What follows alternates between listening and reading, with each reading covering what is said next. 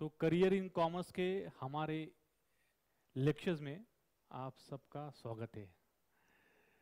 Career in commerce हम लोग बार बार classes में डिस्कशन करते थे कि करियर इन कॉमर्स क्या होगा, क्या करना चाहिए, ग्रेजुएशन के बाद में क्या करना चाहिए, सर 12th के बाद में क्या करना चाहिए। तो मैंने ये डिसाइड किया है कि जैसे जैसे करियर के बारे में मुझे मालूमात है, वैसे वैसे मैं आपको उसकी जानकारी देते रहूंगा करियर के बारे में। तो करियर इन कॉमर्स क्या है? तो बहुत सारे स्टूडेंट्स को तो पता नहीं कि करियर इन कॉमर्स क्या है।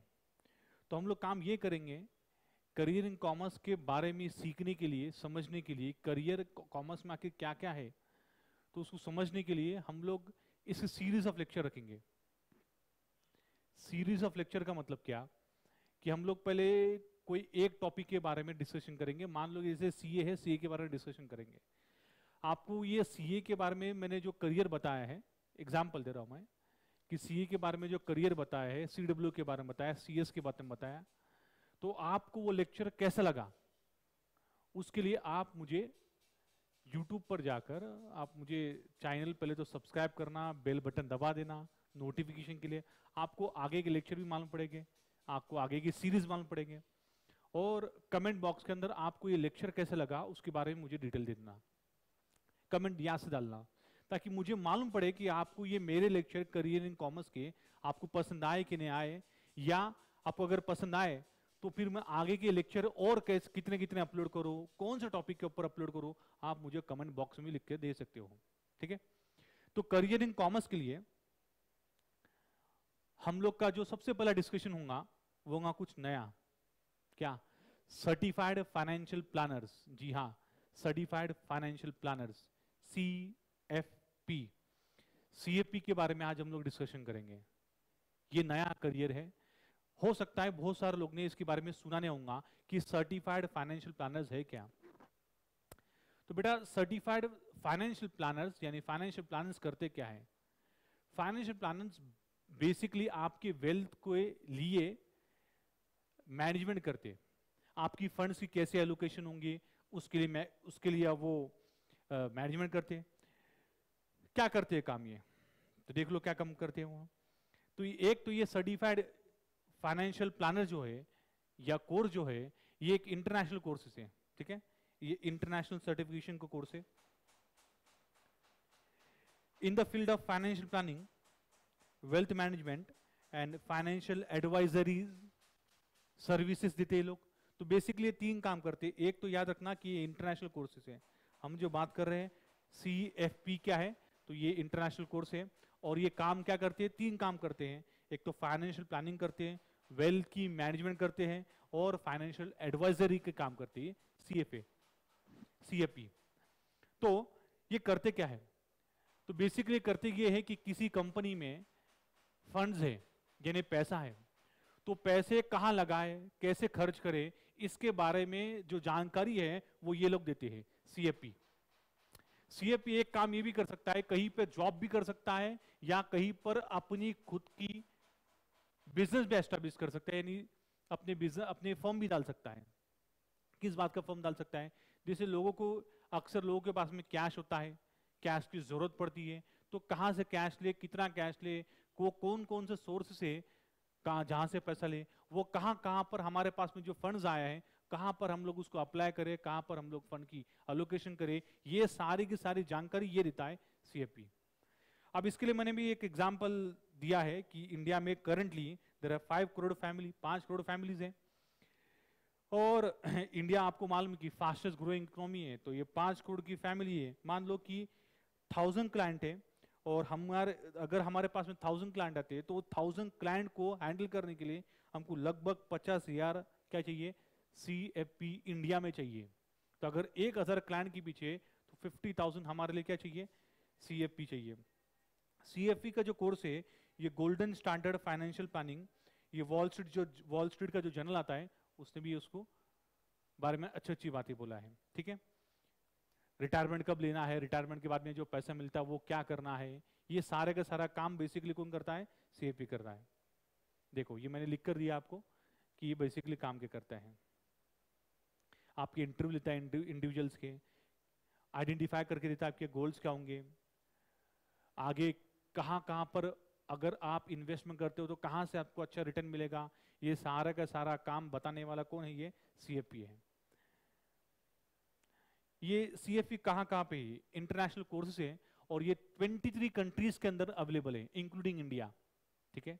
तो ये सर्टिफिकेशन की मान्यता ये एक दो कंट्री में नहीं, पूरे ऑल ओवर इंडिया तो है, लेकिन साथ साथ 23 कंट्री है इंक्लूडिंग इंडिया। देखो ऑस्ट्रेलिया है, ब्राजील है, साउथ अफ्रीका है, सिंगापुर है, इंडिया है और आइलैंड, मलेशिया और जापान भी है, इतने सारे कंट्री हैं। कौन कर सकता है? तो कौन कर सकता है? आप 12th पास होने के बाद भी कर सकते हैं इसको। 12th पास होने के बाद भी कर सकते हैं। आप बिजनेस होगा तो आपका खुद का बिजनेस है, आपको बस मुझे फाइनेंशियल प्लानिंग के बारे में जानकारी करना है तो वो भी कर सकते हैं। आप ग्रेजुएशन के बाद में भी कर सकते हैं। आप हाउसवाइफ होंगे तो वो भी कर सकते हैं, ठीक है। ये एनरोलमेंट कैसे करनी पड़ती है? तो आपको इसके लिए क्या करना पड़ेगा? CFP के लिए आपको रजिस्टर्ड करना पड़ेगा वेबसाइट पर। कौन सी वेबसाइट पर? तो बेसिकली दो वेबसाइट है इनकी, एक ये है FBSP इंडिया की और CFP का रजिस्ट्रेशन कराती है, और ये NSC की भी रजिस्ट्रेशन साइट है, वहां पर भी आकर आप NSC की द्वारा आप जाकर रजिस्ट्रेशन कर सकते हो ये कोर्स के लिए। ये FBSB और NSC। आप अगर 12th पास हो, ग्रेजुएट नहीं हो, 12th पास हो, तो आपको इस एग्जाम्स के अंदर ये CFP की एग्जाम्स 5 एग्जाम देनी पड़ेंगे इसको। 5 में से 4 MCQs वाले एग्जाम्स होंगी और एक रिटन वाले एग्जाम्स होंगी। लेकिन अगर आप ग्रेजुएट हो, आपने ग्रेजुएशन पूरा किया है, तो आपको बस एक ही पेपर देना पड़ता है इसके लिए, एक पेपर देना पड़ेगा, वो भी लास्ट पेपर देना पड़ेगा। इसके दो पार्ट है, ये एग्जाम्स को देने के दो पार्ट है। पहले करना क्या पड़ेगा? आपको रजिस्ट्रेशन करना पड़ेगा। रजिस्ट्रेशन क्या करना पड़ेगा? FBSB इंडिया की वेबसाइट के ऊपर जाकर आपको रजिस्ट्रेशन करना पड़ेगा, या फिर NSC की सर्टिफिकेशन की साइट पर भी आओगे तो वहां से भी आप रजिस्ट्रेशन कर सकते हो। रजिस्ट्रेशन करने के बाद में आपको दो पाथ मिलेंगे, आपको रेगुलर पाथ मिलेगा और दूसरा चैलेंज पाथ मिलेगा। एक है रेगुलर पाथ, दूसरा है चैलेंज पाथ। रेगुलर पाथ क्या है? रेगुलर पाथ आपको 12th के बाद आफ्टर 12th करना पड़ता है, आफ्टर 12th, ठीक है।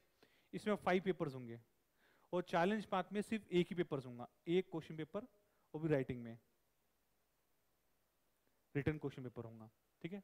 चैलेंज पाथ, चैलेंज पाथ कौन कर सकते हैं? रेगुलर पाथ कौन कर सकते हैं? देख लो, चैलेंज पाथ कौन सा कर सकते हैं? आफ्टर 12th आपको 5 पेपर देने पड़ेंगे। चैलेंज पाथ बेसिकली इनको चैलेंज पाथ वाले के लिए सिर्फ एक ही पेपर देना पड़ता है, वो भी लास्ट का 5th पेपर देना पड़ता है, 5th मॉडल देना पड़ता है। ये वो लोग दे सकते हैं जिसका ग्रेजुएशन हुआ है, CA हुआ है, CW हुआ है, CS हुआ है। ऐसा क्यों?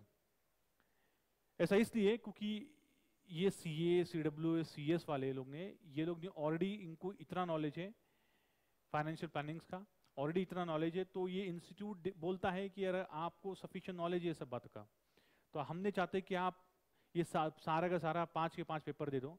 हम बस ये चाहते हैं कि आप बस इतना पेपर देना, एक ही पेपर देना, क्योंकि आपके पास ऑलरेडी नॉलेज है। MPhil वाले, PhD करे होंगे या पोस्ट ग्रेजुएशन हुआ रहेगा, MCOM हुआ होगा, उनके लिए भी है, तो वो लोग सब चैलेंज पाथ में आते हैं। बाकी अगर अंडर ग्रेजुएट होंगे तो आपको रेगुलर पाथ से जाना पड़ेगा, 5 पेपर देना पड़ेगा, और चैलेंज पाथ के लिए आपको कितना देना पड़ेगा? सिर्फ एक ही पेपर देना पड़ेगा। देखो ये 5 पेपर है, risk analysis, examination 1, retirement planning, investment planning, tax planning, और ये पूरे 5 किसको देना पड़ेगा? रेगुलर पाथवे वाले को देना पड़ेगा। और चैलेंज वाले को कितना देना पड़ेगा? सिर्फ यही एग्जामिनेशन 5 वाले देना पड़ेगा। ऊपर के जो 4 एग्जाम है वो MCQs है, ठीक है, MCQs है, और लास्ट वाला रिटन एग्जाम से, रिटन वाला एग्जाम से, ठीक है। एग्जाम्स का पैटर्न कैसे होगा? देखो एग्जामिनेशन 1 to 4, 1 to 4 कौन से? जो मैंने अभी अभी आपसे डिस्कशन किया, ये वाले, ये सब 1 to 4 एग्जाम्स, उनके लिए क्या होगा? तो उनके लिए एग्जामिनेशन पैटर्न कैसे होगा? तो 1 से 4 वाले का MCQs होगा, 2 घंटे पेपर होगा, और ये हर रोज पेपर होता है। अच्छी बात ये है कि हर रोज आपने प्रिपरेशन की, आज प्रिपरेशन हो गई, आज जाकर पे एग्जाम दे दो, तो रजिस्टर्ड करके फिर आपको जब भी देना तभी एग्जाम दे दो। और अगर आप चैलेंज पाथ में आते हो तो आपको वहां पर रिटन एग्जाम्स होंगी, वो केस स्टडीज होंगी। मैं आपको समझाता हूँ केस स्टडीज कैसे आती है। केस स्टडी में क्या होगा कि आपको लाइव एग्जाम्पल देंगे, लाइव केस स्टडीज देंगे। मान लो कि जैसे कि आशीर्वाद घी है, आशीर्वाद घी का आपको उस कंपनी की रेडीमेड आपको डॉक्यूमेंट देंगे और बोलेंगे ये डॉक्यूमेंट आप पढ़ लेना, उसके बारे में केस बताएंगे और फिर उस केस रिलेटेड वो कंपनी की हिस्ट्री के बारे में बताएंगे और फिर उससे रिलेटेड क्वेश्चन पूछेंगे, ठीक है। और ये सब कंप्यूटर बेस्ड एग्जाम्स होंगी, नेगेटिव मार्किंग नहीं होंगे इसमें। एग्जामिनेशन कहाँ कहाँ पर होंगी और सर फीस कितनी होंगी?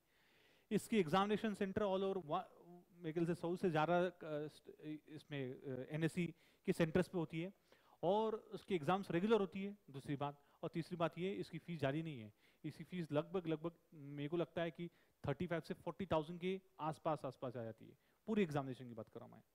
तो ये सारे एग्जाम्स है उसकी। आपको बेसिकली इंग्लिश में ही देना पड़ेगा एग्जाम्स, हिंदी में दे नहीं सकते, मराठी में दे नहीं सकते।